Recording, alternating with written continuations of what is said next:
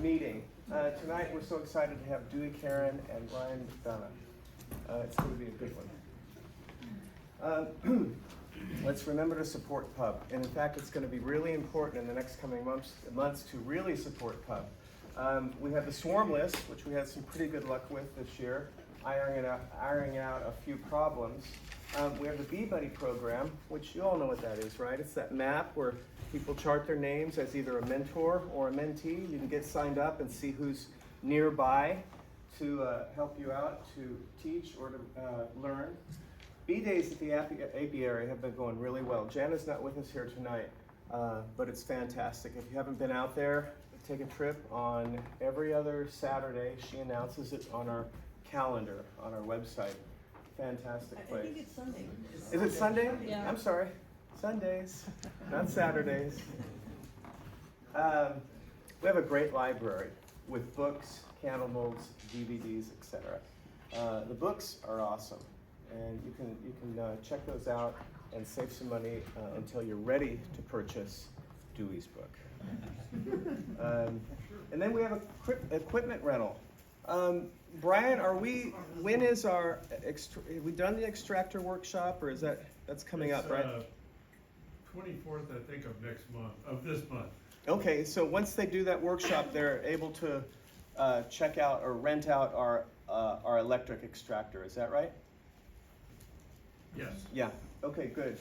And a refractometer and an observation hive and a frame jig. Our annual membership is a great price at $25 a year. Carolyn Brees is coming in October to talk about her field research. And of course, if you have speaker suggestions or topics, we are really interested in hearing from you as we put together next year's calendar. Please, if you have any input, let us know right away. We're having elections. Is anybody interested in running for president? Got to get some competition in there. But our annual elections, they'll be held on the 1st during our first members meeting, so that's next month. We have ballots, but before we do that, you're going to want to contact our officers and let us know about your desire to be on the board. Okay, please attend in November to vote. Yes, here it is, the honey extraction workshop on September 23rd. Spaces are still available. I think it's going to be an amazing workshop. If you do the shop, you can use our electric extractor. And Jana is the one to contact if you have any questions about that. Okay. Before I introduce Dewey and Ryan, I want to say one thing. Portland Urban Beekeepers has been selected to join Willamette Week's Give Guide this year, which is an amazing chance for us to talk about what we do as a nonprofit and to activate our members to help us get into the funding drive. And we really want to raise some money for this club. We're going to take it up a level. So if you know anything about the Give Guide, it's very difficult to get in there. And it's going to be a fantastic opportunity for us to come together as a group and really help support our club. Okay, without further ado, we have Dewey and Ryan. You know a little bit about Dewey. Emeritus Professor of Entomology and Wildlife Ecology, University of Delaware, Affiliate Professor, Department of Horticulture, Oregon State University. And the accolades go on and on and on and on. Suffice it to say that Dewey is our mentor. He's a supporter. We engage Dewey for lots of things in our club. We're very kind of honored and happy that he's here tonight. Ryan, how many years have you been doing beekeeping? 3 years. 3 years, but you'd think he'd been doing it for decades, because he's a fantastic resource for our club. He's highly knowledgeable, highly successful, and he's very willing to engage with questions and advice, and we're so happy to have him here tonight. Okay, so Ryan, who's going to start? Is that Dewey? I'll start. Okay, let me very quickly make this change. You can see what's coming with our attire for when we took the photo. We're in Ryan's apron. We're just going to switch computers here. Now let's see how good this works. Okay, come on, let's give Brent. There we go. Thank you. Ryan and Julie. That works. Okay. We're going to talk about success, successful Thanks, Ashley. beekeepers, Can I sit all of us, many of us, some of us. And I'm going to use the word anticipate, and as with Ryan. So before I kind of define what anticipate means, what do you think? How am I using this word anticipate? So, what do successful beekeepers do?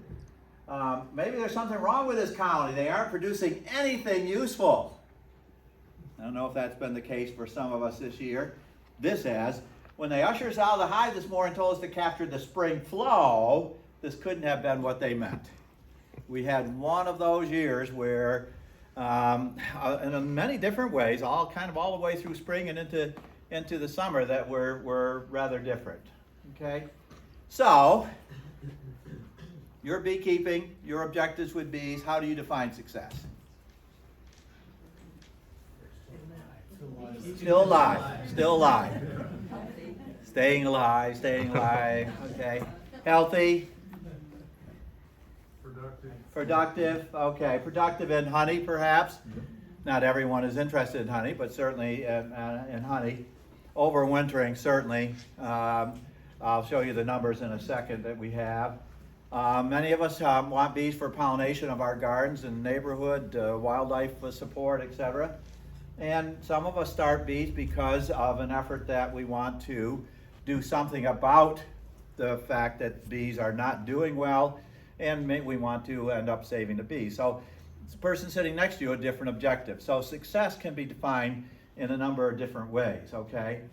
My keys in terms of success are applying bee biology. That's what I was a biologist, that's how I learned bees, and that's what I talked about, the biology of bees. They're a population, so our managing the population, and of course with that, timing is everything.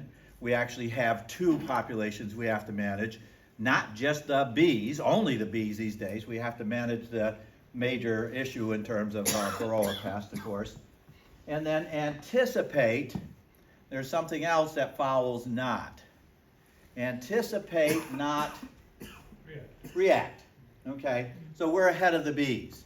And so that's what I'm thinking in terms of what Ryan and I want to say this evening is let's now anticipate of what's going to happen, what's happening, what's going to happen, and then maybe that can help lead to that measure of success, whether it's honey or whether it's overwintering. Okay? Here's where we're going to think we're going. It's September. What should we be doing? I'm going to talk a little bit about sampling, control, queens, and uniting. And then Ryan's going to come along and talk about hive weighing, feeding, hive configuration, and insulating. Okay? We do want to say a couple comments in terms of losses as well. So, ready? That's where we think we're going to go with the next few minutes. Okay. This is I do a spring in April, the loss and management. So many of you participated, and this has been our record here in Pub for the last 10 years in terms of losses. So these bars represent a loss starting in 2014, very heavy losses that particular year, 61%. The dotted line is what is so very, very encouraging. The dotted line represents the trend line. So you can see that in 10 years for the club, about on average, the members that have responded to the survey, on average, have reduced their losses by 1/2. Well, that's going in the right direction. No other club has that strong a record. Up until roughly here, 2020, I had to keep coming back and saying, well, once again, the members of the Pub group had the heaviest losses of all the groups. But I'm no longer being able to say that. You can see the trend line is in the right way. So that's what we're talking in terms of overwintering, because the majority of those losses are going to be overwinter. They're not the only ones. There's going to be losses in the season as well, but the majority of those losses are in the overwinter. The 29%, by the way, is about a third heavier than what you are prepared to say is an acceptable level. So even though that looks good, 30 against the 61, it's still not at a level that we feel when we answer the question on the survey, what level would you find acceptable is still higher than that. That level on average for the club was 20%. Okay, so we're still not where we want to be, but certainly we're heading in the right direction. All right, so let's recap the year. Hopefully our bees survived into the spring, then we had to survive that spring. So here's what our colony might have looked like in early spring. Maybe the size of a base softball, maybe the size of a soccer ball, okay? Up at the top, so all we've done is move off the inner cover, shown on the right. So that's what we started with, or the bees started with, and then they had to struggle a bit through the cooler and wetter March and April we had into May. Then some colonies swarmed, but this happened to be a year where we did not have heavy swarming. Some years are swarmy. This was not one of those years, but some colonies did swarm, and they swarm once they get strong enough. I think what happened this year is they got strong enough later because of the delayed spring, and then all of a sudden they were into a major flow of the plants. And so they went right away from building up to storing all that was available. In most years, there's a gap there, and that gap is filled by their wanting to swarm. This is very much of their biology, very important for them. And if we anticipate, we're trying to do the same thing. We're trying to divide those strong colonies rather than letting the colonies swarm. So anticipation is our dividing. Reacting is capturing the swarms of their dividing. All right? So that's how one of the anticipations may work. So then we supered some colonies, and of course with that, timing is everything. Trying to get a super on early. These are our supers above a queen exuder. This is adjacent here to our pub apiary down below the St. John's Bridge. And then at this point now, most of us have already pulled the supers, so this probably looks like your yard as you were bringing the supers in. Then you extract it, hopefully, some of you. You put it in some drums, so this is what your storage area looks like right now. And then the wax that you uncapped in front there. And then you probably stored your supers by now, so that's what your storage area looks like, right? Yeah, of course it does, right? All right.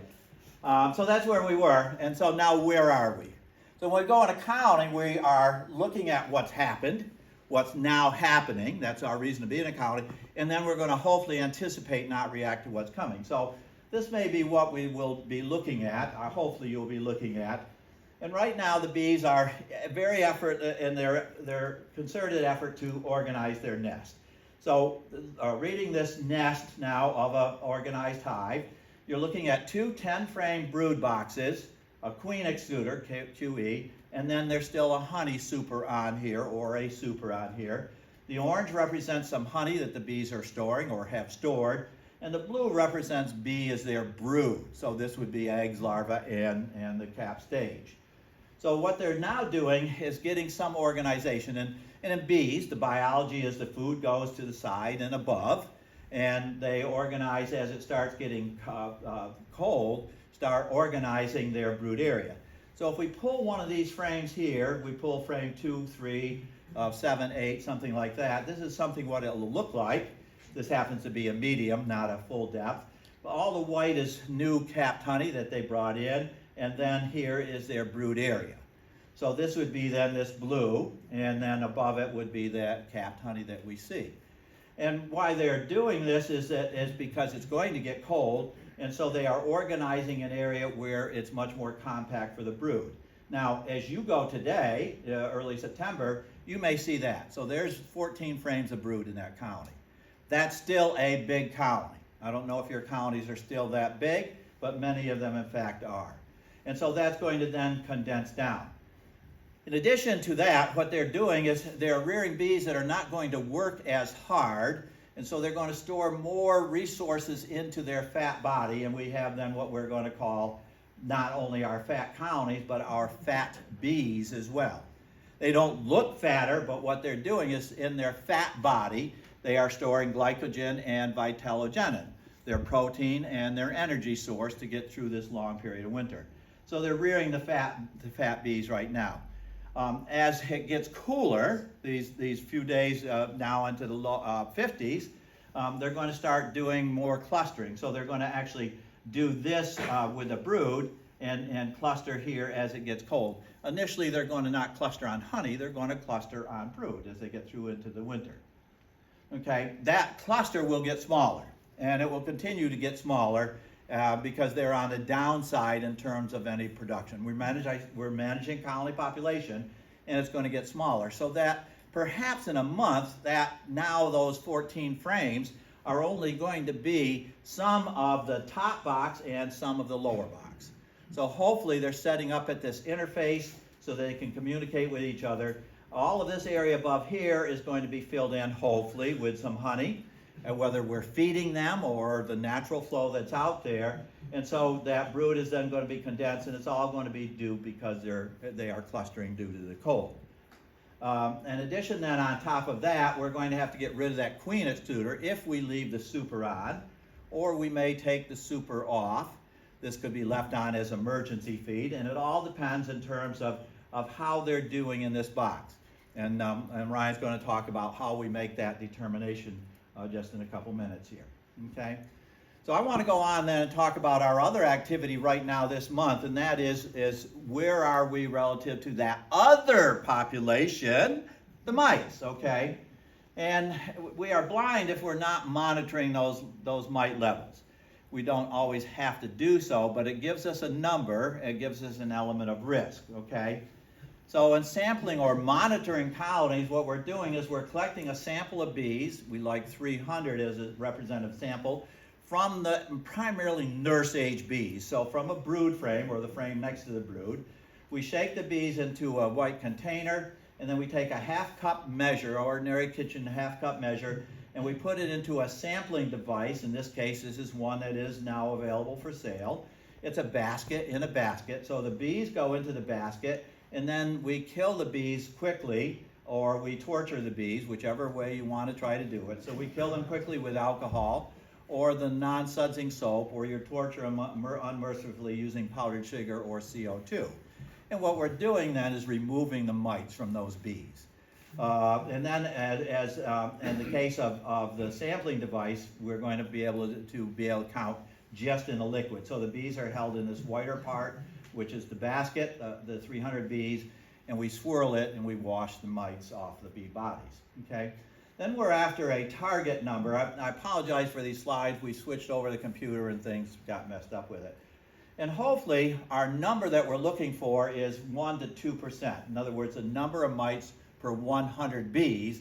So if we collect in our sample 300 and wash 300 bees, that means if we have 6 mites, we would have a 2% sample. 6 mites in 300 bees represents 2 mites per 100%.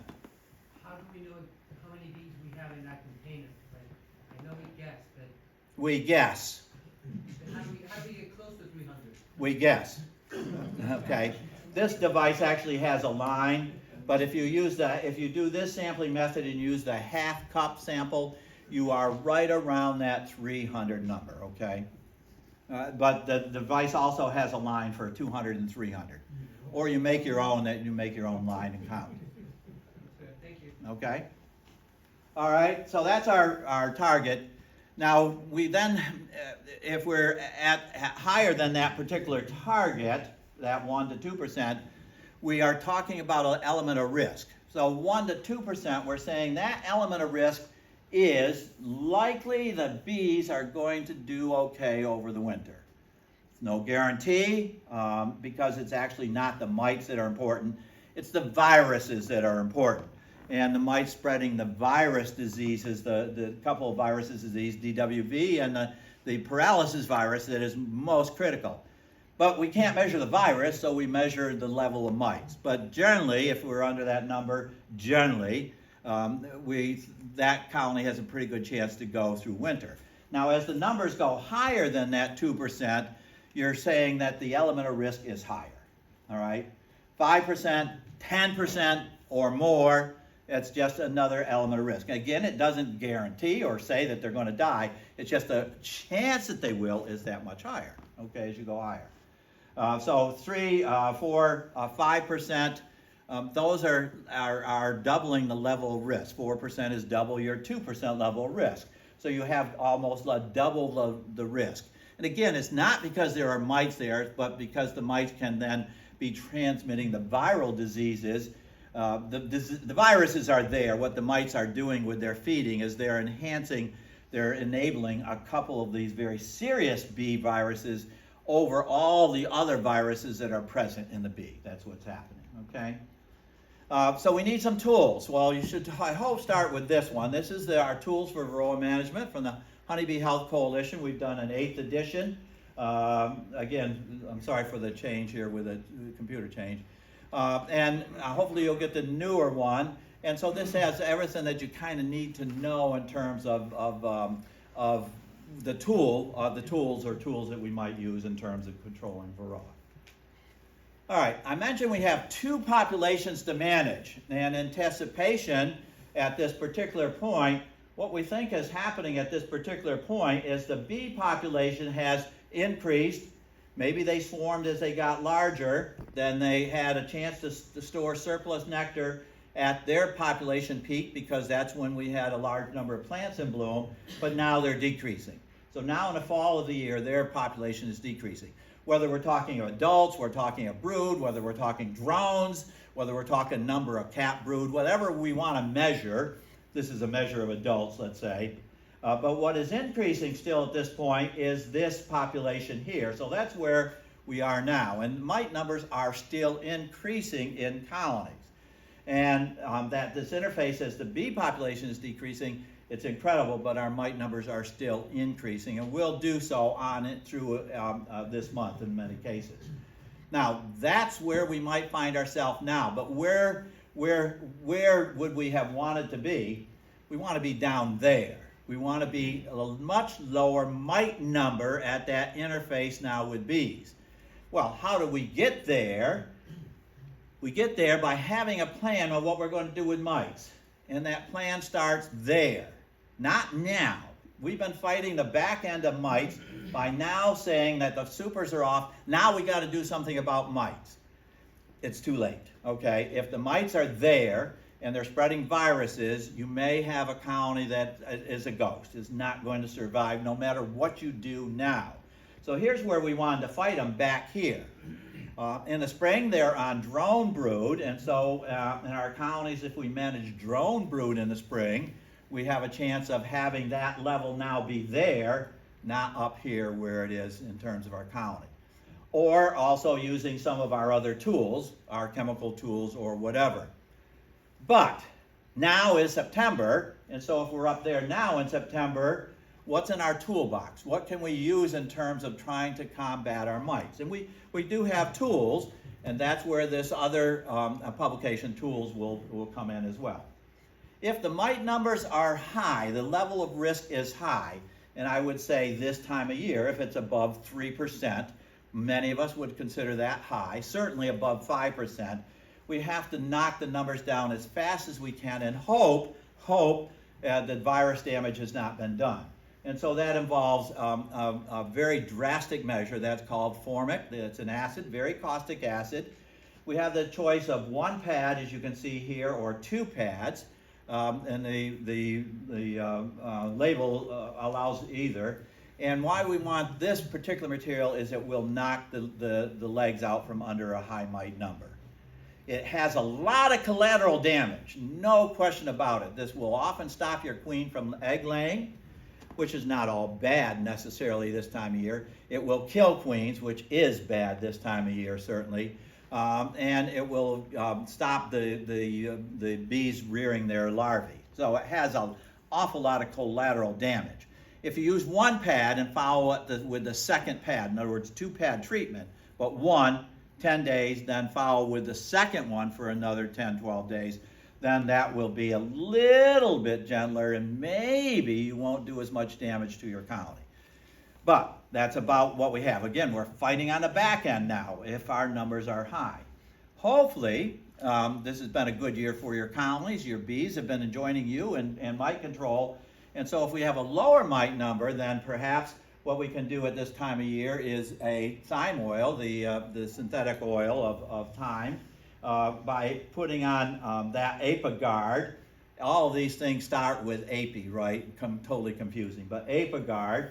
And so this is the gel, and it's on for one generation, so it's on roughly 20 to 30 days. You put it on for 12 days, it dissolves, and you put another amount on. You can buy it as the gel, or you can buy it in tins. Or from now to the end of the year, for another 6-week treatment, using the synthetic Amatraz, which is Apivar. So this is a synthetic. It's in a plastic impregnated strip, and it's timed release. Now, why I say if the numbers are low, these will work, because they're not going to knock the legs right out of that growing mite population. If the mite population is low, and you confirm it that it is low, this will help to keep it low, all right? So the difference between Formic and these type of tools is we already have a low population. We just don't want it to bounce up now this month, particularly this month, because now they're rearing those fat fall bees, now they're organizing that nest, now they're clustering, get ready for cold. Question? Is there any concern about resistance if you were to use it as a precautionary? So questions about resistance. So if we are using it as precautionary, we are finding that we are now with very heavy use of this material by some of the commercials, misuse of it rather than using it in this formulation, which is the legal one. We're finding inconsistent results with some commercials. We don't know why the Apiguard or why the Formic kills bees. So we can't give you any estimation if the mites are going to develop resistance. Don't count the mites out. They probably will, but we don't know how the acid or how the oils kill yet. And so we don't know the pathway of how mites are going to try to get around being killed by when we put a chemical in, okay? This pathway is somewhat similar to other synthetic pesticides, and we do know that pathway, the mites have the possibility of getting around. They have another metabolic way so that when you put the material in, it doesn't kill, okay? If you put more and more material in, it still doesn't kill. It's not a matter of how much you put in, all right? Or how often you put it in. So, yes and no, depends on the material we're talking about. Very much open with the thyme oil and acid. Where does oxalic fit in there, or does it? It doesn't. Right now, this time of year, it does not fit in at all. No, oxalic acid is a very good tool when there is no brood present. You saw the visual of where we are in September. We got a lot of brood present. Oxalic acid now is not a very effective tool. You may use it, but you're going to have to use it continuously for the next couple of months, at least a couple times a week, to get the numbers, if the numbers are high, lower. Now, if the numbers are maintained low, there is a method that we can use oxalic, and some of us will, and Ryan is planning to talk a little bit about that as we come in towards the end, okay? So, what does your toolbox look like when you go and do your weekend chores? Does your toolbox look like that? Or does your toolbox look a little bit more like that? Okay, and your toolbox then for Varroa. What does your Varroa toolbox look like? All right. Now, the next slide shows you a queen and uniting. Well, it does on the slideshow I set up before it all got transferred. So the other issues we have now is we need a healthy queen next spring. And so some of us are thinking, well, I don't think I have a very healthy queen, so it's time to replace a queen. And we're getting at a time of year where we want the bees to get all this nest organized. And so replacing queens is a better activity done about a month prior to this. If you have to, you must, then you can still replace a queen. The other issue is if we have some colonies that are weaker than we would like to see at this time of year, not that 14 frames that I showed, then we might unite colonies. But there's lots of risks in uniting. And the major risk is that if the colony that you're uniting has high mite numbers, you're bringing high mite numbers when you unite two colonies to a colony maybe that doesn't have high mite numbers. If the colony has some disease issues, you're bringing in the disease issues. Then the other issue is simply we need to do the uniting in time enough for the bees to get themselves organized. And we're getting out of the time of the year where we don't have enough time for that they can get all that done. If you indeed wish to try to get a smaller colony through winter, treat it like we would treat a small colony, a new colony, and try to overwinter a smaller colony. We do not need huge blockbuster colonies to get through winter. We hopefully will get those through because we got a lot of investment in them, okay? And the bees do too. But we can also get through the winter with the weaker colonies. They've got to have enough resources mainly, and weaker colonies sometimes just don't have the resources. So think weaker colonies, think how much honey do they have? Do they have enough honey to try to get through winter? All right, so those are the type of things that I wanted to try to say about now in terms of anticipation. So now we're going to switch gears, and Ryan's going to continue.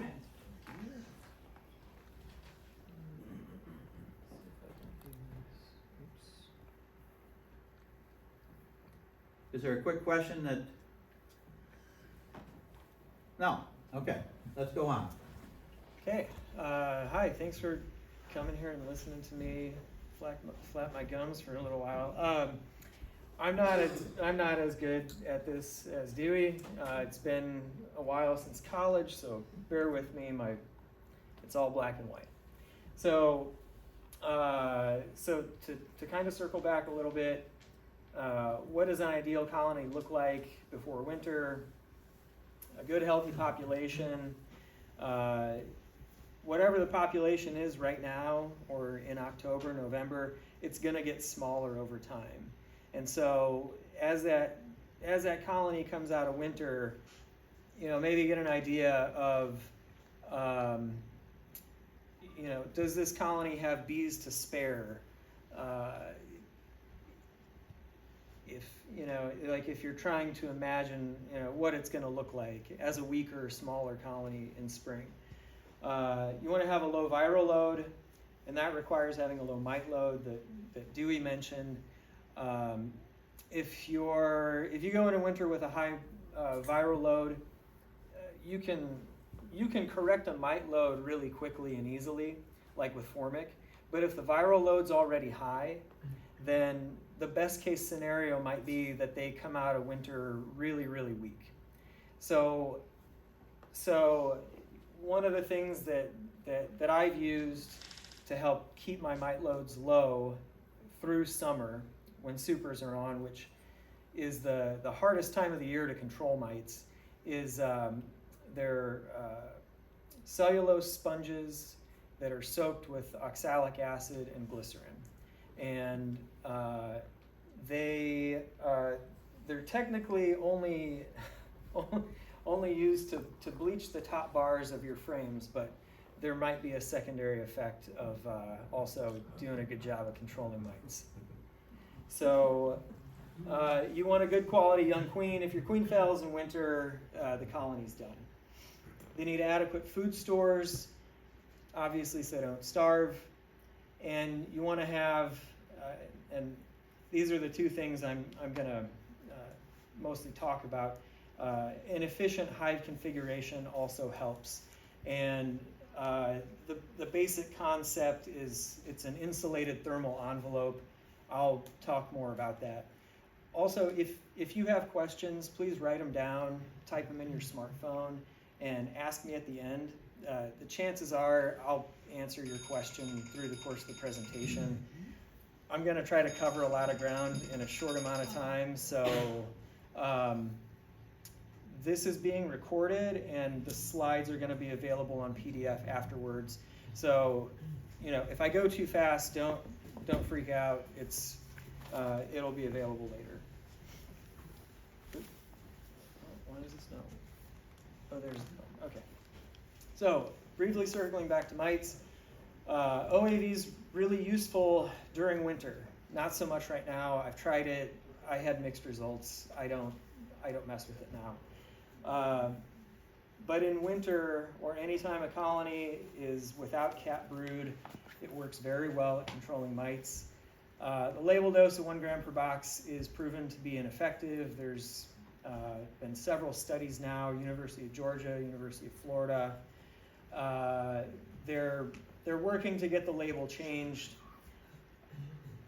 but I can say that 3 to 4 grams per box is effective. I use 4. I found this on the web.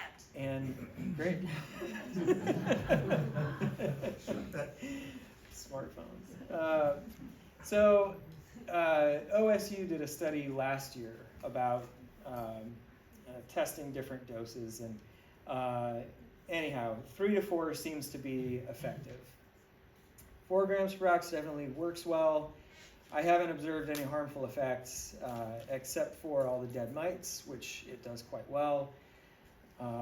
What I do, and this is probably overkill, but I'd rather do too much than not enough.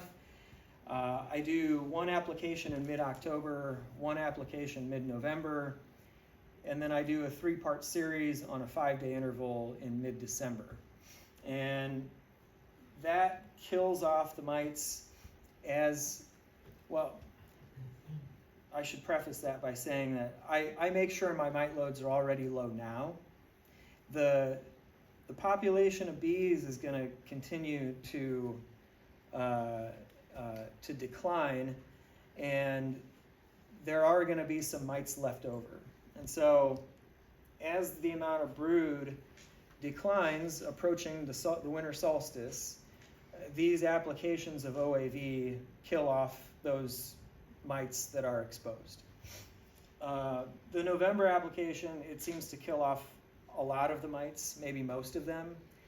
And then the 3-part December series, it gets them squeaky clean. If not all of my colonies go broodless, I think a lot of it depends on age of the queen and maybe temperature.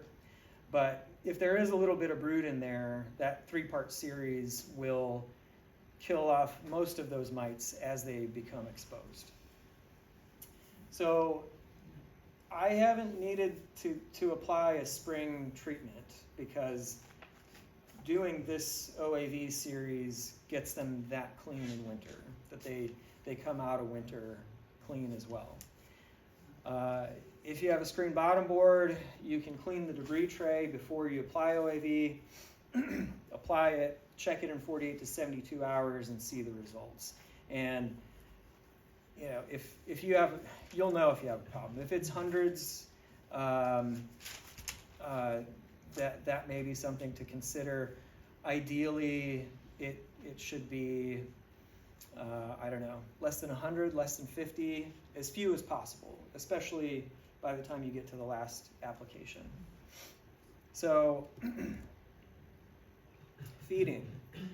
2 types of feeding, protein and syrup. So with protein, if a colony needs more bees, then I think it's a good idea to feed a good quality pollen sub to stimulate them to rear some brood. If they don't have enough bees now, they're not going to get more bees on their own between now and March or April. There's just there's not enough pollen. There's not enough of a pollen stimulus right now to support that kind of brood rearing. So right now, brood rearing is sort of minimal. It's winding down.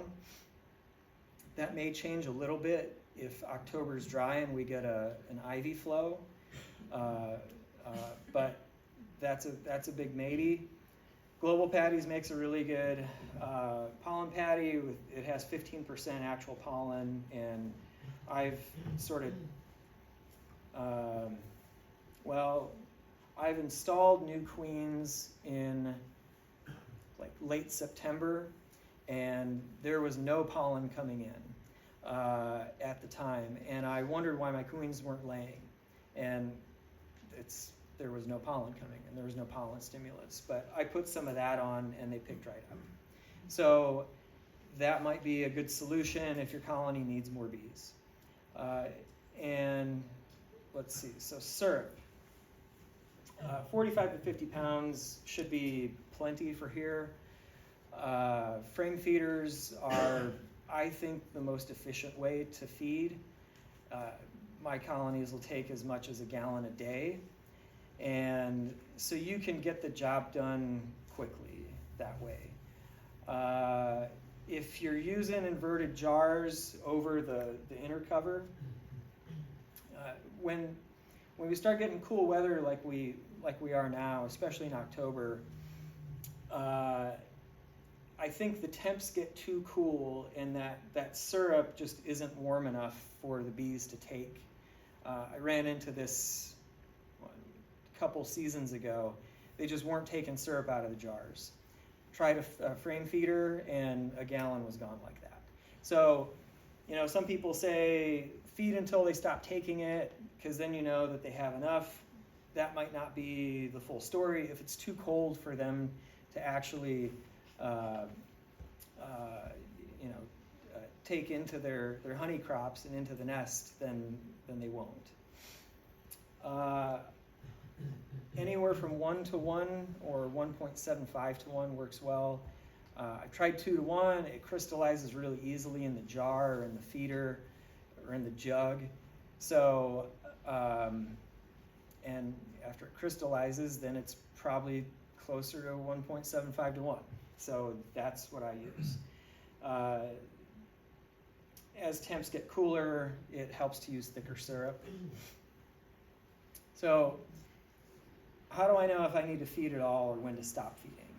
And that's a question that I've seen people ask a lot recently. And my answer is to weigh them. So how do you do that? The simplest method is to heft them. And that means just go over to your hive and lift it and see if it feels light or if it feels heavy. So you want to heft it from the lower brood box handhold. Excuse me. Use your fingertips if you can, because if you grab a handful of bottom board and that pressure is distributed on your whole hand, there's a chance it might not feel very heavy. It could weigh 150 pounds and it might not feel all that heavy.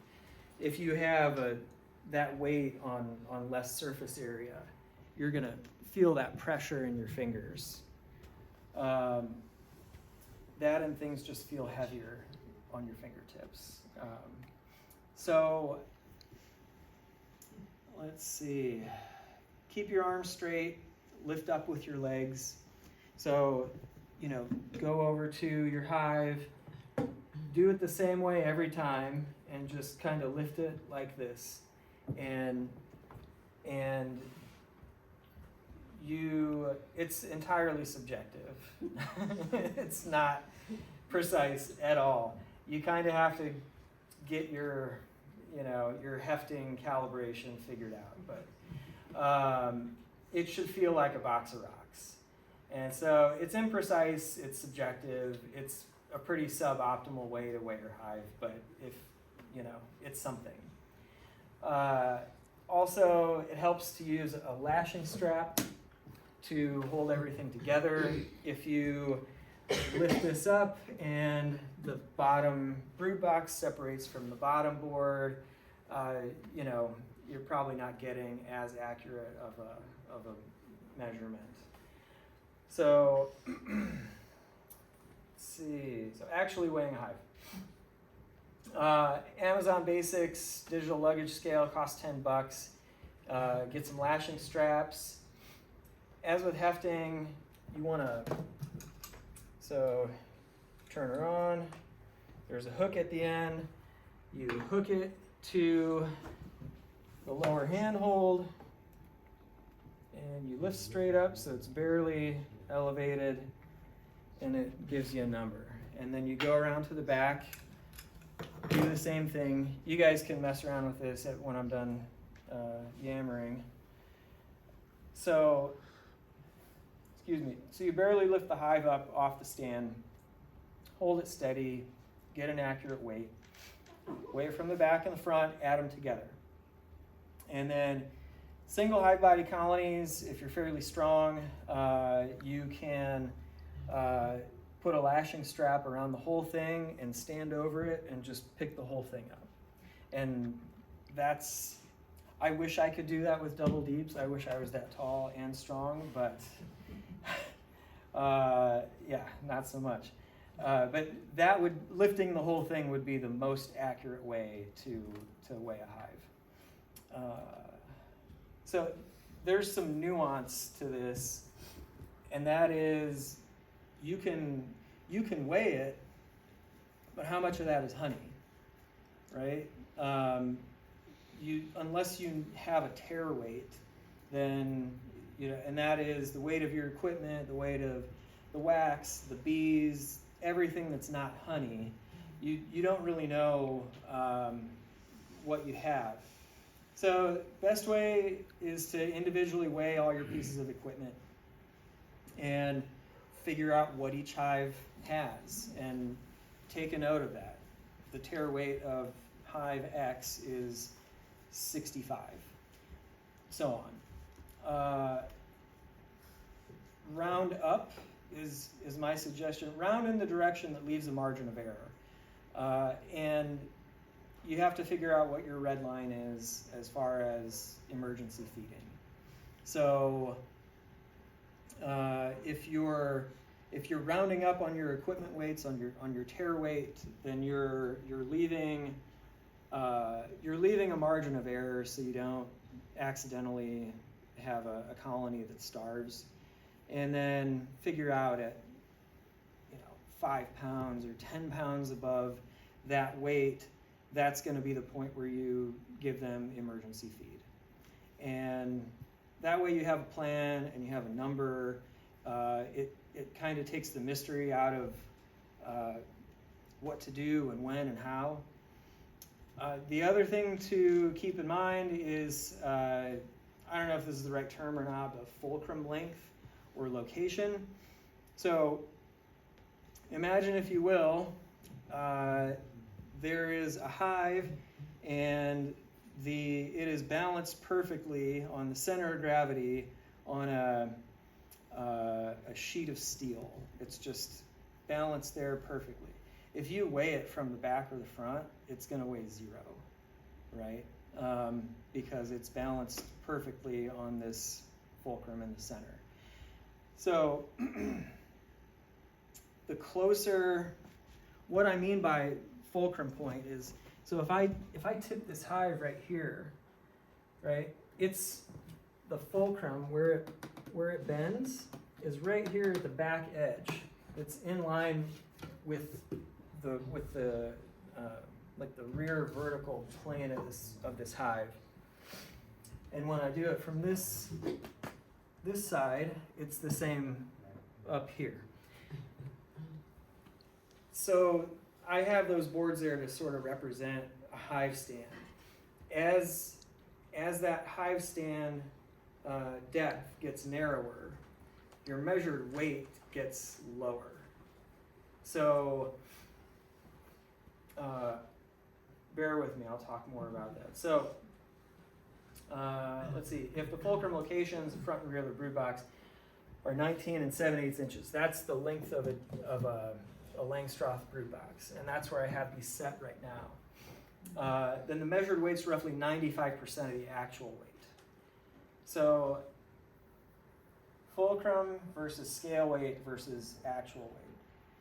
Let's say the 100 point, I think that was supposed to be 100. Anyway, so let's say the actual weight's 100.6 pounds.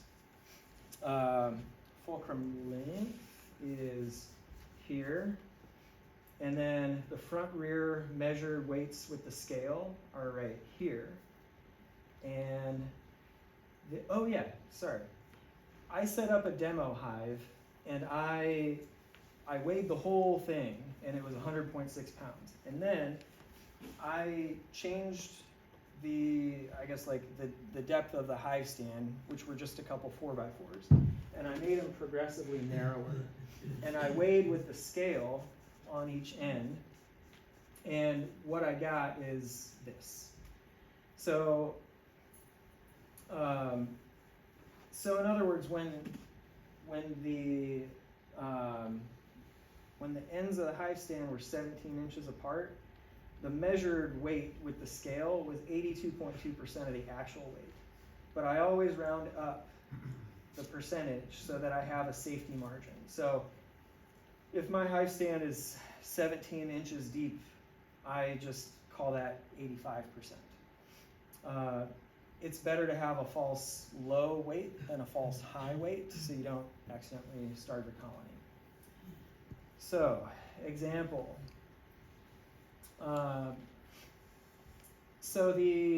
Let's say your measured front and rear weight are 52 and 58. That's 110 pounds. Your hive stand depth is 17 inches. The measured weight is 82.2 of the actual weight. So I just call that 85, so I have a margin, a safety margin. If 85% of the actual weight is 110, then 100% is, in other words, the true weight of the colony is 130 pounds. And then doing the math a different way, if I'm using 82.2, then I'm assuming that the actual weight of the colony is 134. That might be what it really is, but I'd rather have this 4-pound safety margin, if that makes sense. The way you do the math is 1 divided by the percentage as decimal. So if we're doing this one here, so 0.822 equals 1.22. You multiply that by the measured weight, and this is your actual weight. And then if you wanted to do the math for 85%, it would be 0.85. So a lot of this stuff is estimated, so leave a safety margin, and don't assume that there's more honey in the hive than you think there is. So what do? If I have an 8-frame double deep, the goal weight's over 105, 10-frame double deep over 120, 10-frame single over 80. If it's mid-October, the hive is a goal weight, then I stop feeding. I might weigh them again at the end of October just for, just for giggles, just to see where it's at. And it's not necessarily too late to feed then if you have a frame feeder where the syrup's going to be warm inside the hive. So I weigh them monthly, and you don't have to do that. I'm just curious. I want to know. And we don't get to do enough stuff with our bees in winter, so this is something you can do. So I weigh them monthly so that I have an idea of how much food is remaining and what the rate of consumption is. So if a colony is not losing weight, then are they weak? Are they dead? Is this something I should check out? If a colony gets dangerously low, then my plan is warm up some honey or heavy syrup to, 90 degrees, something like that. Put it in the frame feeder, and that I think will work. I haven't had to do this yet, so that's my tentative plan. So when the weight begins to increase in spring, they're bringing in nectar. So this is another advantage of being able to weigh your colonies. Once you see the numbers start to go up from where they were, nectar's coming in, you can super now. And okay, I'm not going to read through all this stuff. Like I said, the slides are going to be available. These are weights of equipment that I got, and most of it has been, rounded up a little bit. But I encourage you to do it yourself and round up a little, because just because my inner cover weighs 2.5 pounds doesn't mean that yours will. So if you weigh your own equipment, it doesn't take that much time. put a lashing strap around it and then loop your handy luggage scale around the strap, and you can weigh pretty much anything, and it's real quick and easy. So that's a convenient way to just figure out what your stuff weighs. So let's see. So what was the winter weight loss? So from November 9th, 2022 to April 11th of this year, of course we had a long, cold, rainy spring. Average weight loss was 28.6 pounds. The high was 41 and the low was 17.2. I didn't have to give any emergency feed. This time, I'm sure it'll happen at some point. I don't do any dry feeding. I tried that my first season. It was a pain in the butt, and the bees just dumped it out of the hive. So I'm not sure how useful it is really. So if you can, weigh your hives, keep records, collect some good data, and you can then use that data to more effectively manage your colonies and hopefully avoid starvation. So now we get to go down this rabbit hole. So efficient hive configuration. This is basically how my hives are configured. So either a solid bottom board or a screen board with the debris tray fully inserted. I crack them about 1/4 inch during winter so that condensation can drip out. Hopefully my equipment won't rot as fast that way. Entrance reducer with a 3 to 5 inch opening. So both of the above features prevent unnecessary drafts into the colony.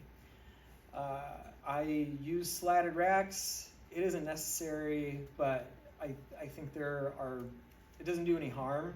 There's some reasons to believe that it helps. If you don't know what a slatted rack is, ask me at the end and I'll tell you. I should have brought one with me. Do you have less bearding? Probably, yeah. I mean, that's probably the case. So the reason why I like them is because it moves the nest further up into the heat well or the heat pool of the hive, and I'll talk more about that in a bit. It also helps to keep the brood nest dark, which is what the queen wants for laying. So let's see, 1 to 2 deep brood boxes or 2 to 3 medium brood boxes, a manageable space, not a space that's too big. No upper entrances or ventilation openings. This conserves heat, honey, and moisture. All 3 of those things are valuable. I'll talk a lot more about that coming up. All the joints in the hive are sealed up airtight. So all the gaps between pieces of equipment, it's either sealed by propolis or I seal it up with vapor tape. I'll talk more about that. This prevents drafts, conserves heat, honey, moisture. I put insulated lids on all my hives, and I use lashing straps to clamp everything together. They're a lot easier to lift than cinder blocks too. So this is an example of one of my hives. So screen bottom board here with the debris tray pulled out a little bit, slatted rack with an OAV hole in the back here, 2 brood boxes. This is a Vivaldi board. It's actually completely filled with insulation like this guy, so that vent is non-functional.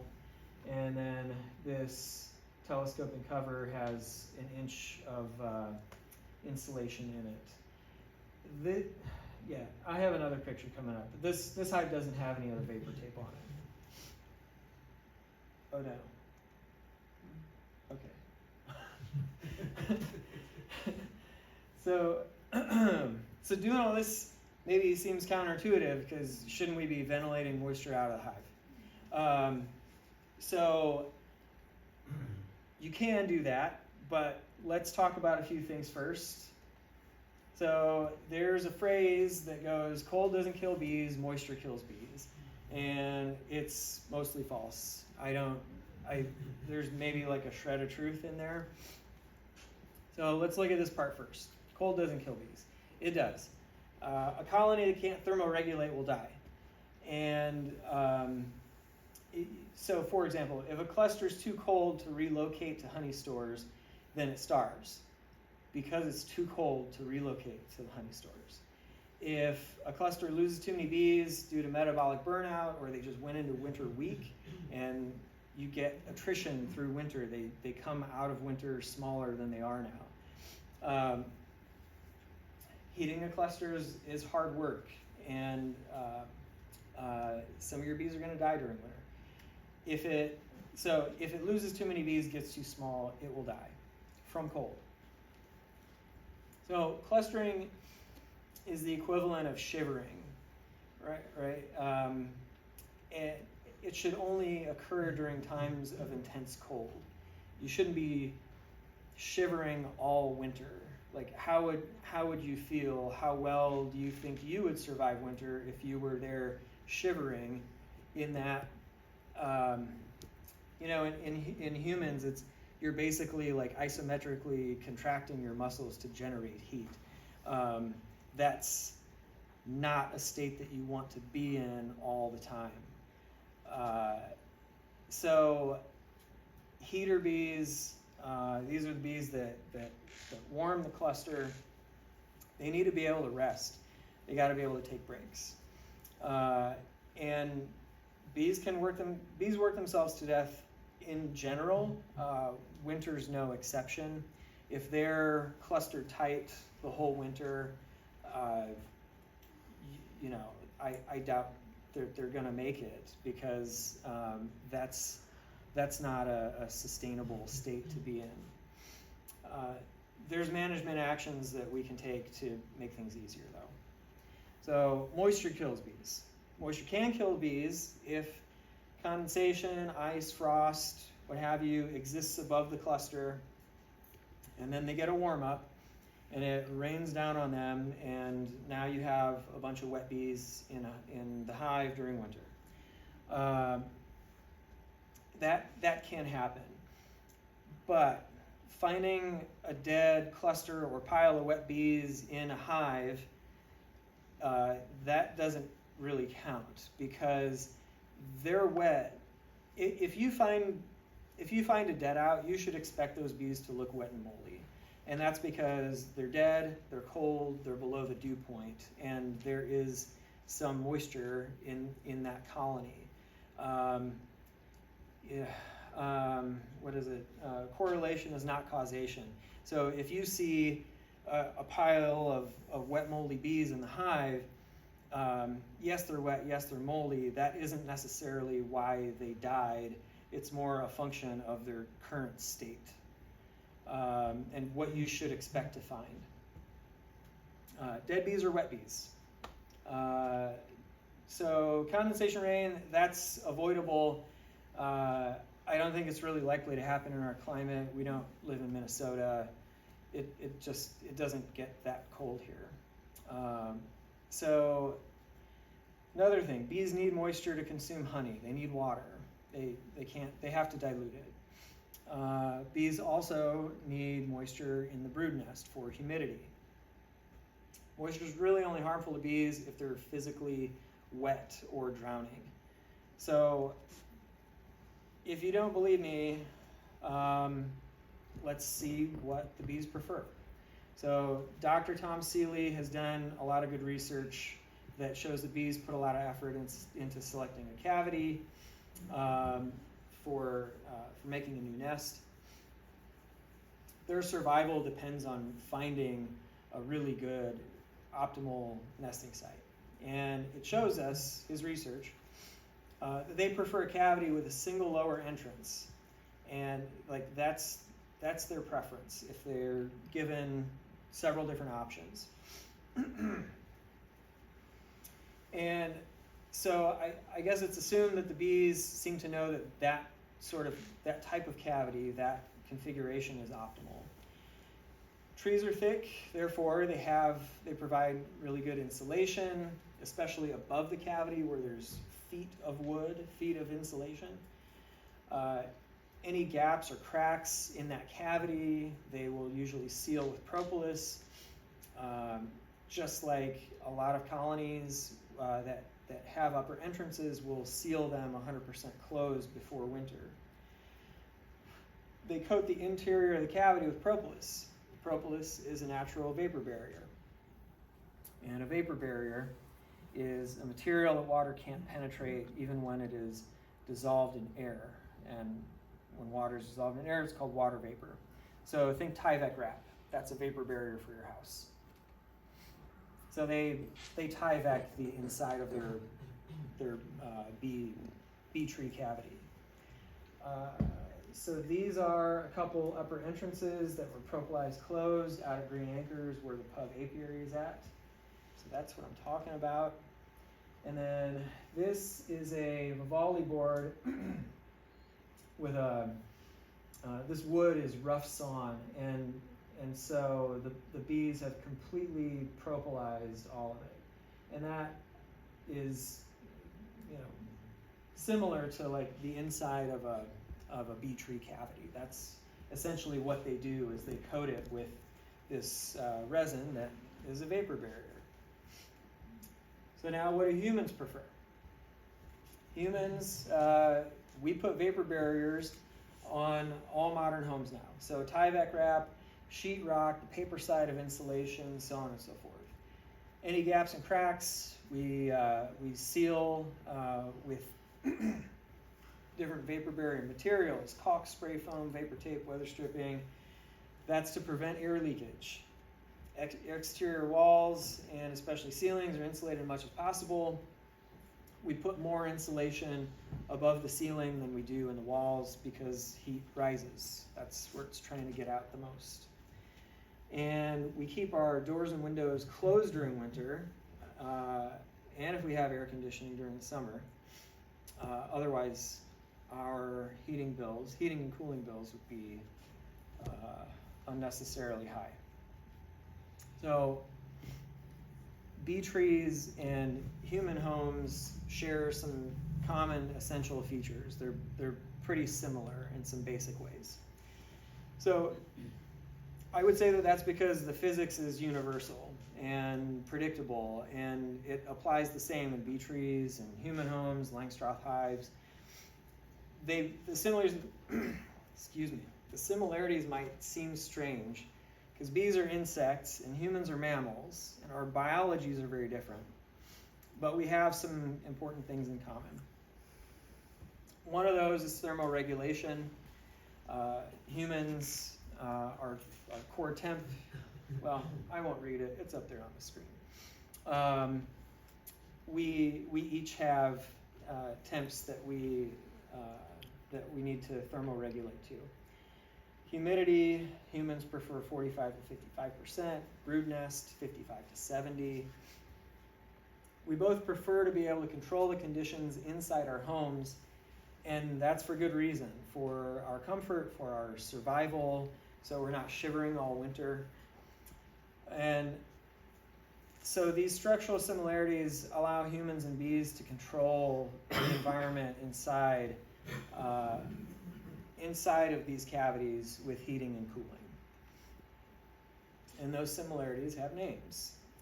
One is thermal envelope, and that is the structure materials that separate air inside the home from air outside the home. Wall, siding, sheetrock, Tyvek, the things that I mentioned before, propolis, and then insulation. That's a material or substance that's used to stop the transfer of heat from one place to another. It holds heat inside the thermal envelope during winter and prevents heat from entering during the summer. Modern homes and bee tree cavities are insulated thermal envelopes.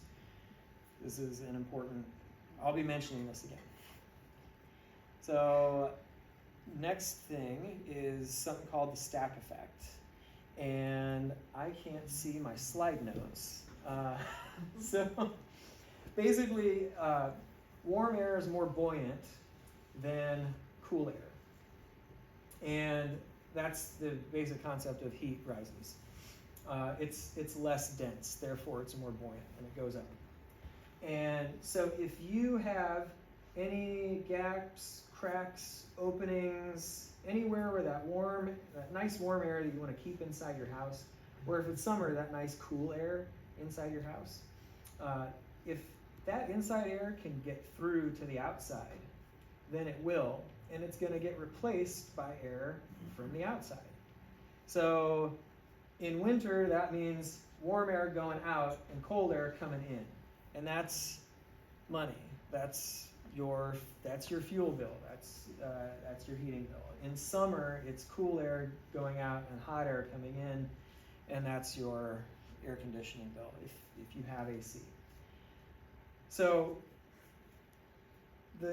that's the stack effect. It's also called the chimney effect, and this is the enemy. We want to try to minimize this as much as possible. So I made up a word. It's called stack effect violation. That's any hole in the thermal envelope above the lower entrance. I'm talking about hives now. The worst kind of stack effect violation would be a hole at the top of the thermal envelope. And that's because the greater the difference between the inside temp and the outside temp, the stronger that leak is, right? So the greater the delta between the two, those temps want to equalize, right? So, a hive or a home in winter, the air is warmest at the top of the structure. If you have a hole up there where the air is the warmest, the severity of that leak is going to be amplified because the difference in temperature is greater than elsewhere. So efficient homes don't violate the stack effect. We talked about that stuff earlier. Bees select efficient tree cavities that don't violate the stack effect. Humans, we use caulk and weather stripping and such to seal things up so that we don't have crazy heating and cooling bills. Bees select insulated tree cavities with lower entrances, and they use propolis to seal that envelope. And that allows for something called a heat pool to exist inside the cavity. And what that looks like is the inside air is warmer above the level of the entrance and warmest at the top of the cavity because heat is trapped inside, right? It's like an inverted swimming pool. So it looks like this. So imagine this is a bee tree. It's insulated. There's no upper entrance. So here's the level of the entrance. It's going to be cool there no matter what. And then as you go up higher to the top of the cavity, it gets progressively warmer. And this heat is trapped in here because it's sealed with a thermal envelope. And it's insulated with wood from the tree. So that's ideal, that's optimal. That's what we want to do with our homes, and it's what bees want to do in trees. So violating the stack effect can have big consequences. Imagine if you had the front door and an upstairs window open all year long. So we can probably remember our parents yelling at us to shut the door. We're not trying to heat the whole county, or maybe we've said that to our own children. It's the same idea. You want to keep the warm air in winter and the cool air in summer. Same thing with hives. A tight thermal envelope allows humans, bees, whomever, to control the conditions inside of the cavity. So for perspective, bees have to spend the whole winter with the front door open. That's the lower entrance. So any holes above the lower entrance are going to force warm air out and pull cold air in. And that's really inefficient. So next thing is the dew point. That's the temperature at which water vapor begins to condense. And so if warm air containing water vapor makes contact with a surface that's at or below the dew point, then that water vapor will condense on the cooler surface. So think about condensation on a cold can of beer or LaCroix, or however you say that. Warm surfaces are dry surfaces. Cold surfaces are wet surfaces, because cold surfaces are likely to be at or below the dew point. So if we keep our homes and our hives warm, then they'll also be dry, because they're above the dew point temperature. So someone's falling asleep over there. So what about moisture? So moisture is water. It can be dissolved in air when the air is warm enough, and that's called water vapor. When that water vapor cools to the dew point, it condenses. So think about how you can see water vapor in your breath condense in winter in the cold air. You can't see it in the summer warm air. Warmer air can hold more water vapor and thusly has a lower humidity. Cooler air can't hold, can hold less water vapor and has a higher humidity. So as given like a constant amount of water vapor in a volume of air, as the temperature increases, the relative humidity goes down. And as the temperature cools and gets closer to the dew point, the relative humidity goes up. And once you hit the dew point, it's 100% relative humidity. I hope that makes sense. I know I'm throwing a lot of stuff at you guys, and I apologize for that, but I'm bad at whittling down PowerPoints. So water vapor is released by the bee cluster as a byproduct of bee metabolism from their consuming honey. Same thing that humans do. We exhale water vapor. It's called cellular respiration. It's just a byproduct of that process. So all winter long, your honeybee clusters are exhaling water vapor into the hive. And the more honey that they have to consume, the greater the amount of water vapor or moisture inside the hive. 1 pound of honey consumed is roughly 3/4 cup of water. If you have an efficient hive that conserves heat, less honey will be consumed and there is less total moisture in the colony. How does all of this work in a bee tree? A bee tree, since it has a single lower entrance and all the gaps and cracks are sealed, it doesn't violate the stack effect. It has a nice warm heat pool inside because that warm air is not leaking out. The surfaces at and above the cluster are warm and dry because they're above the dew point. Cavity is insulated. That further conserves heat, keeps the cavity warm, reduces honey consumption. Less honey consumed equals less moisture. Less honey consumed equals less chance of starvation. The heater bees don't have to work as hard because it's warmer inside. They don't have to heat as much. Propolis is coating the inner surface with a vapor barrier. The air inside is warm and humid. That's what they need for a brood nest. Condensation forms on the cool surfaces of the lower hive away from the cluster. Condensation forming inside the hive recovers latent heat from water vapor. I'm not going to dive into that tonight. I'll spare you that one. Think about it this way: condensative heating is the inverse of evaporative cooling. So that's your homework. Condensation inside the hive is a water source for honey consumption. They need that. Varroa mites, there's some evidence that varroa mites have difficulty reproducing when the relative humidity is above 80%, so maybe that's an added advantage. And for an example, I just made up these numbers. I don't know what the average is, but if a tree had 6-inch walls, it would be an R value of 7.5, and 3 feet of tree above the cavity would be R45, which is really nice. So is that an optimal cavity for them? I think so.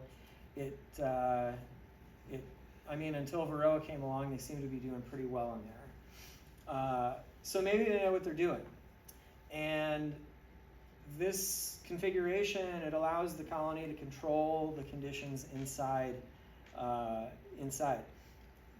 Bees are heating, air conditioning, ventilation, and circulation. If they need heat, they'll burn honey. If they need cooling, they'll evaporate water. If they need air circulation or ventilation, they'll fan their wings. They can do it all.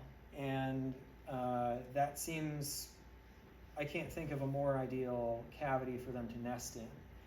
So, in a sense, what we do with our human homes emulates what bees have been doing for millions of years, since we're effectively doing the same things. So, Langstroth hive. There's a saying that it's the best thing that's happened to beekeepers, the worst thing that's happened to bees. That's probably not accurate anymore because Varroa has complicated the matter. Now we can manage them, but we can do it better, and I think we will. So your basic Langstroth is thin 3/4 inch pine boxes. That's R value of 1. The inner covers and telescoping covers are even thinner, so R, I don't know, 0 point some decimal. There's a lot of different equipment seams, a lot of opportunities for gaps and cracks where air can leak out, so opportunities for stack effect violations. Sometimes with upper entrances and upper vents, we do this intentionally. So there's no vapor barrier other than whatever the bees propolis. And sometimes there's some flagrant stack effect violations. Upper entrances, volley boards, quilt boxes, screened inner covers, ventilated lids, so on and so forth. The gaps and cracks in equipment, they also allow for wind to significantly affect the in-hive conditions, and not in a good way. Okay, so an example of a heat pool in an uninsulated Langstroth with no upper entrance. So there is a heat pool here, and it is as deep as it can be because we need the lower entrance. The only problem though is that we're losing a lot of heat by convection because this is not insulated. So this part's good. The heat loss from the lack of insulation, not so great. So a Langstroth hive with a top vent. If your Langstroth hive has a top vent, there's no insulated thermal envelope because you have a big hole in it at the top of the hive. And this results in cold hives and cold bees that are probably stressed unnecessarily. The heat pool is very shallow. I'll show you that in the next photo. Cold hives require colony clusters to work hard to thermoregulate, harder than they otherwise would have to work. This results in greater honey consumption, which results, ironically, in more moisture and a greater chance of starvation. It stresses bees unnecessarily. If they're in there shivering all the time, metabolic burnout is a real thing. If you don't believe me, then go look at the amount of people who die from exposure. You can't, shivering is not. It's not a sustainable thing that can be done long term. Let's see. So cold Yeah, so cold clusters might also have an inability to relocate to honey. This will cause them to starve. The how they died is they starved, but the why they died was because they were too cold. There could be very little water vapor in the hive, which could result in very little condensation. You could have potentially dehydrated bees, reduced ability to consume honey. If they survive, then ostensibly the spring buildup will be slower because your energy loss is high and the energy demand is also high. So uninsulated Langstroth with an upper entrance. So now the heat pool is basically as shallow as the distance from the upper entrance to the top of the hive. So that's the only place in the hive where it's warm.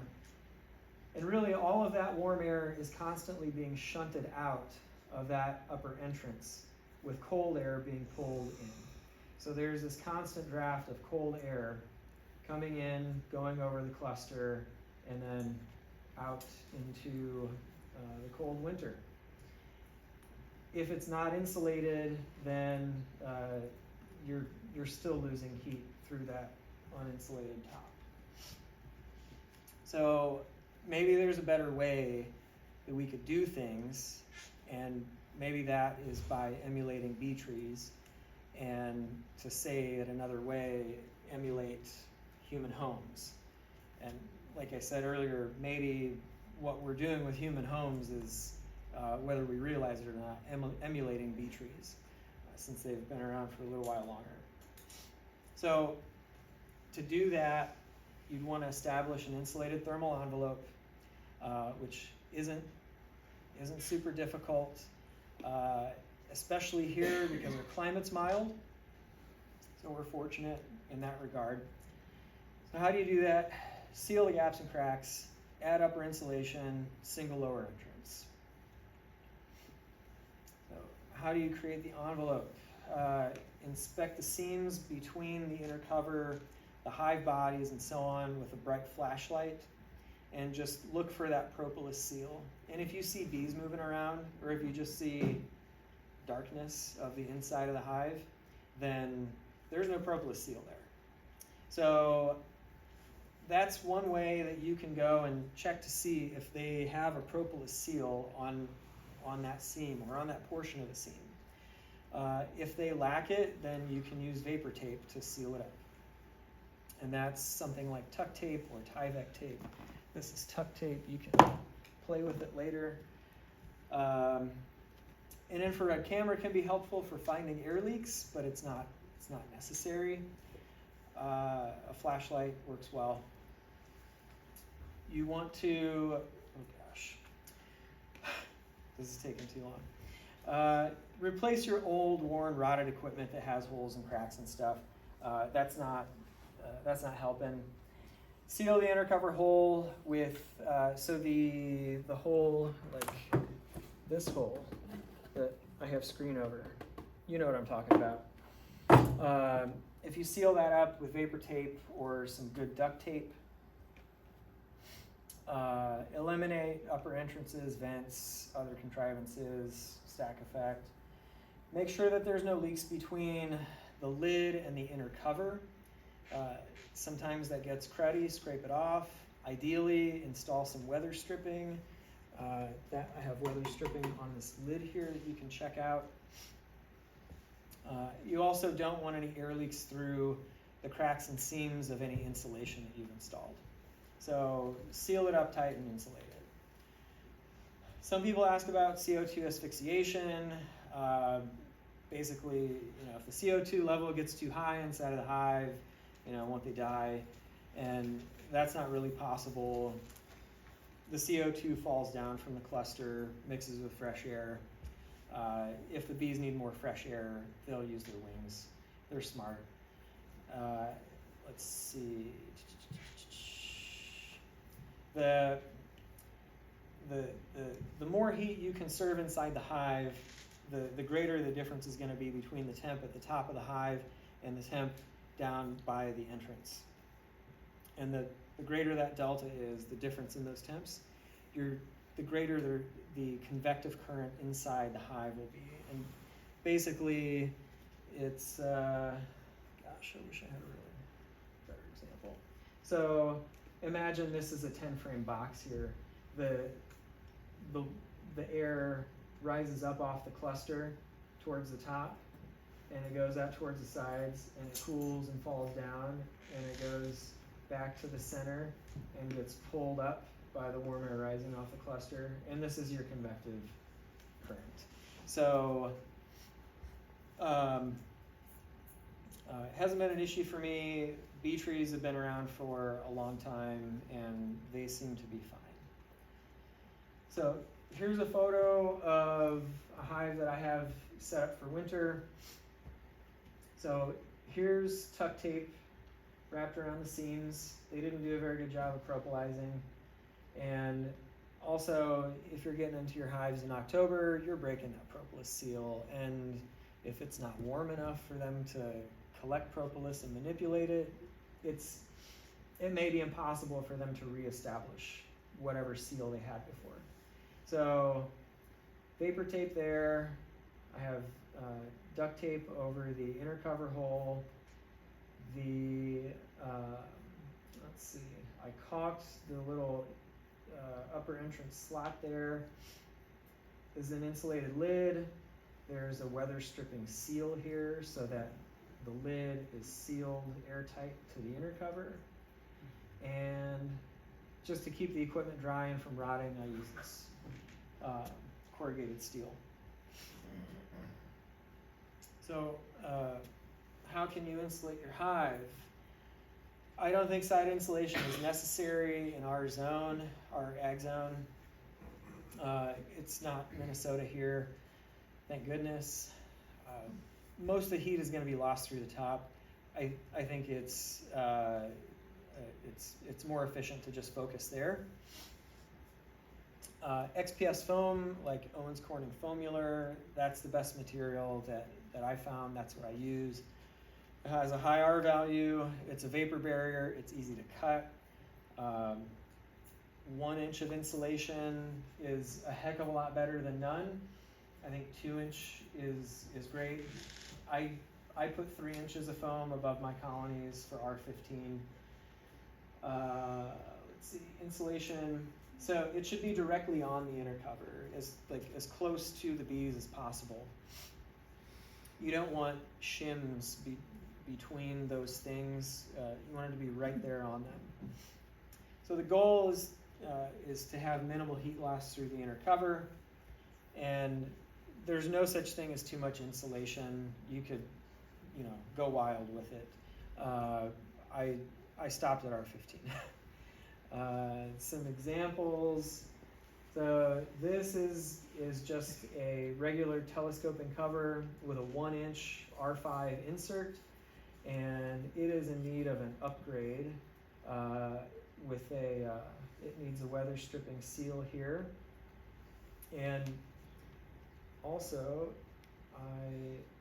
it also needs to be deeper. So the other thing you can do is you can make a telescoping cover deeper by cutting some 3/4 pine, and you make this lid deeper, and that allows you to add 2 to 3 inches of foam. I like 5 inches of depth and 3 inches of foam. It leaves a nice 2 inch overlap. This lid also, which was in one of the earlier photos, this needs a weather stripping seal as well. Oh no. Okay, we're back. So I'm eliminating these feeding screens. I don't use them for anything anymore, and I just think it's an unnecessary complication. But what I did in this case is just an inner cover with a Hive and Garden, I think he calls them Vivaldi screens. Let's see, this lid is 5 inches deep. There's 2 inches of foam here above this recess or this cavity, so that's R10. And then this is 4 inches of foam, so R20. So that's how I worked around this thing being in the way. But again, I'm getting rid of these and just sealing up the inner covers like the hive that you saw earlier. Another thing you can do is there's this material called Reflectix, and some guys like Ian Stepler, he's sort of a big, I don't know, a big beekeeping name on YouTube. He uses these for inner covers, and they are pretty handy. And so what I did in this case was I just have this Reflectix inner cover and then an R15 lid on top. There's I don't know if you can see them, but there's a lot of little like seams and cracks here in this Reflectix, and so you want to make sure you have a weather stripping seal there, because it'll fill all of that in and make this airtight. This is how I modified a Vivaldi board, which I have another one up here that you can check out. So again, I'm doing away with these. I don't really like them, and if I get rid of them, I can add more insulation, which I think is a better situation. But anyhow, you can see how I cut 2 inches of foam here, and then I made a 1-inch insert to go above it to seal it up. So that's the Vivaldi with the 1-inch insert. And then I have a telescoping cover also with 1 inch of foam that goes on top of that. So it ends up being like the big blue lid earlier, R20 in this area and R10 above the screen. If you have a Vivaldi board, something like that, inner cover with the upper entrance, you'll need to seal it. This is, I just cut a piece of wood and sanded it down so that it fit the hole. And then I glued and stapled it in place. So keep in mind, don't try to throw the kitchen sink at it. Choose one path or the other. If you put some sort of ventilation thing above the insulation, or if you put insulation above a ventilation thing, you'll create a worse situation for the colony, because that insulation, remember the shallow heat pool? Well, it's now warmer. So now the delta is bigger between that heat pool and the outside air. So now that air is getting shunted out of the upper entrance even faster. And that's what this illustrates here. So now we have an insulated hive, upper entrance, not a warm heat pool, but a hot heat pool. And so now this hot air is being shunted out even faster, which means cold air is being sucked in even faster. And it might seem counterintuitive, but that's the effect of adding insulation above an upper entrance or upper vent. I won't linger on this, but here's, like I said, the slides will be available later, but there's the weather stripping that I use, tuck tape. These are tools that I found to be useful. So does it work? I have sensors that I can put into hives, basically like above the Vivaldi screens. And Broodminder also makes some nice sensors. You can put them inside the hive. They're kind of expensive, but try them out if you want.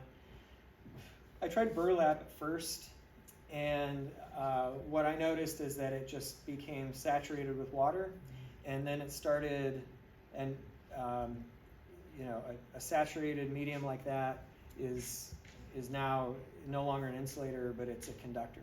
So at that point, it was conducting heat out of the hive through that wet burlap, and the humidity increased significantly, when I changed to a sealed and insulated top configuration, the temps increased, the humidity decreased, and nothing was soaked with condensation like that.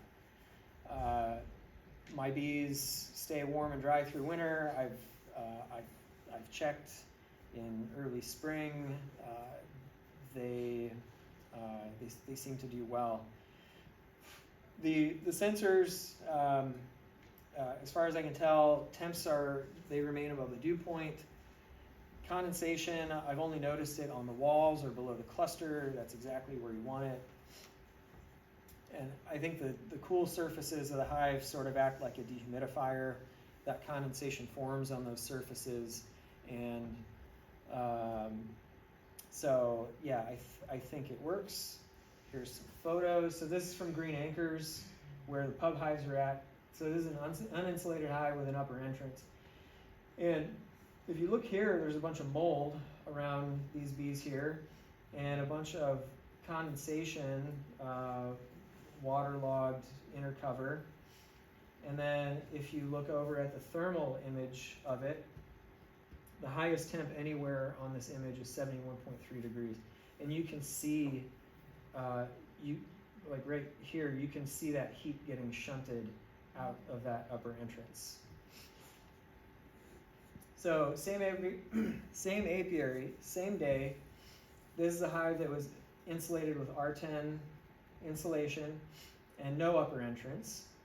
And this inner cover is dry. There's no mold, no condensation. And the highest temp at any point in this image is 87.5 degrees. So it's significantly warmer, and you can see, like if you compare that inner cover, you can see where it's cold, where it's wet and moldy, and this one is warm all around. Insulated hive with a weak colony during winter. It's still maintained an average of 66.2 degrees, which is significantly warmer than outside.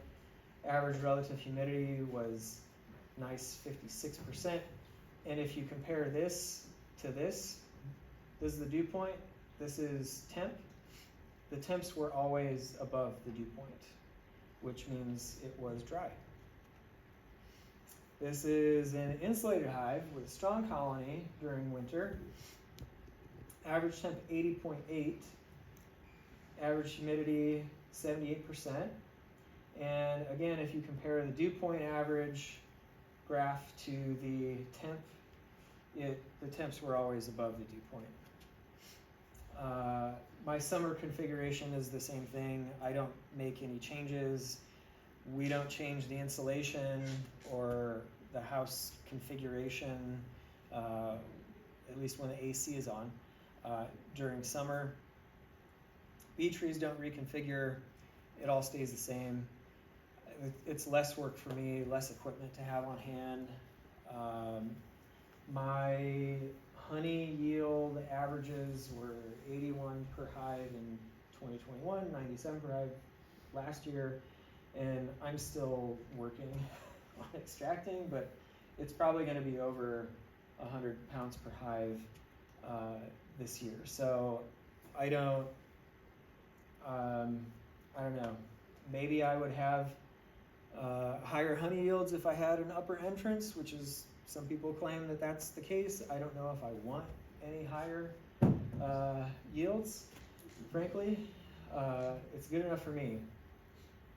So this is summer 2021, and this shows two strong hives, and average temps were 85 degrees, average humidity 66%. And I mean, personally, that looks pretty great to me. This was also during the June heat wave that we had, that was 115, 118 degrees. So, God, what time is it? Oh boy, I'm so sorry. No, we want this. Okay, cool. Thank you. I needed that. Okay, so during summer, upper insulation reduces solar gain from the sun, keeps the hive cooler. Tight thermal envelope, it keeps warm, humid air in. They do that through evaporative cooling, keeps it from leaking out, and prevents the hive from sucking in hot, dry ambient air. There's really only a limited number of hours during the summer when temps are high. Night temps, it cools off a lot here because we don't have high humidity. And so at night it's fairly cool, and I think that insulation probably prevents the bees from burning as much nectar to heat the hive. Bearding is not a problem that requires fixing, it's just thermoregulation.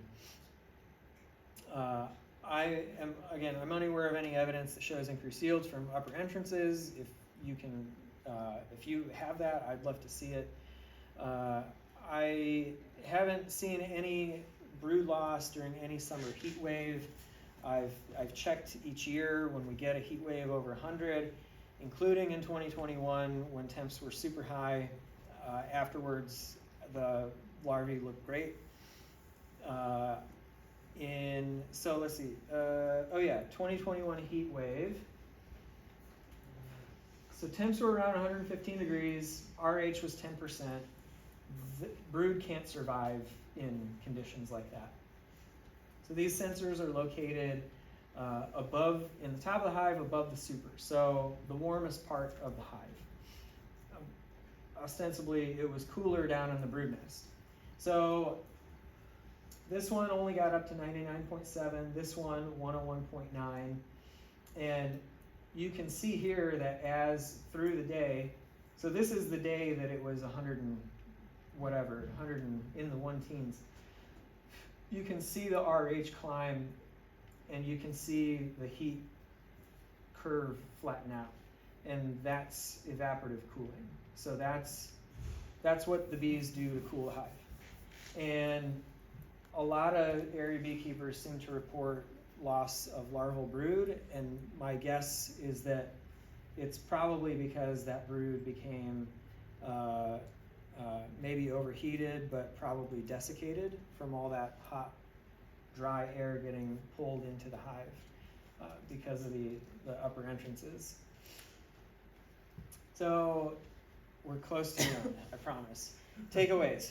So if you intentionally remove water vapor from a hive, you're intentionally removing heat and water from a hive. Bees need both all year round. Bees are really good at regulating the conditions inside of a hive if you allow them, if you configure the hive in a way that they can do that. Warm hives or dry hives. Any surface warmer than the dew point is dry. Condensation should exist in hives, but away from the cluster. Letting condensation occur in the hive allows us to recover water vapor's latent heat. I'm not going to go down that rabbit hole, I don't have time. Stack effect bad. Removing heat is unnecessary and stressful for a colony. You want to conserve it. It's important to us, to our bees, in general in biology. Burlap wood chips and such are not insulators, or maybe they might be until they get damp, and then they're conductors and they're doing the opposite of insulating. And upper insulation is more important than side insulation. These are links that you can go to and to learn more stuff. And so I'm stealing this line from a guy named Etienne Tardif, who I linked to with some of this stuff. And I'm not being mean, I'm not judging or anything like that, but if your bees die, it's your fault. And that's a good thing, because it's an opportunity to learn and improve, okay? If it wasn't your fault, then there'd be nothing to learn, nothing to change, nothing to improve.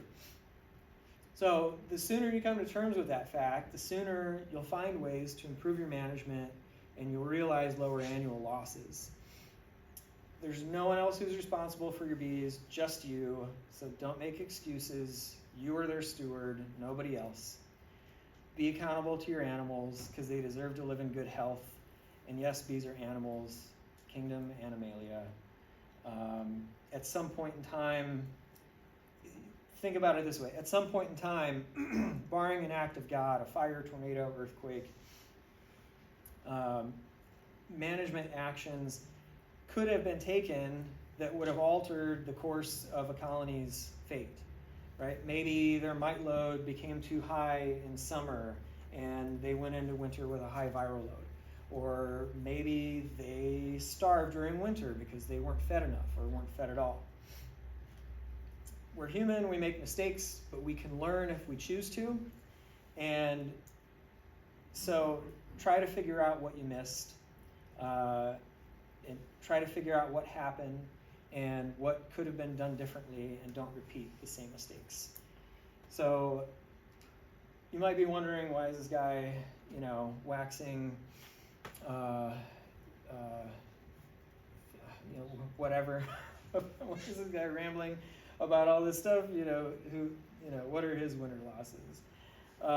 And so my first and second winters, I had no losses, 8 of 8, 17, 17. This last year I had my first losses, and it's 12%, 4 out of 33 did not make it. And that's because I made some splits in October with some extra queens that I had, and I sort of did it as an experiment. And some of them didn't make it. In hindsight, they were too small, and I noticed that all of them died during the March cold snap that we got. And those losses are totally my fault.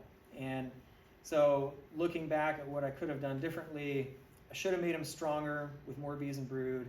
I should have fed them protein, and I should have created these splits earlier than October, which is, I don't recommend it. It's pretty late to be doing that. It was an experiment, and I learned something. It was useful, and but no production colonies were lost, and that's the end. Thanks for. Thank you, Ryan. I'm exhausted.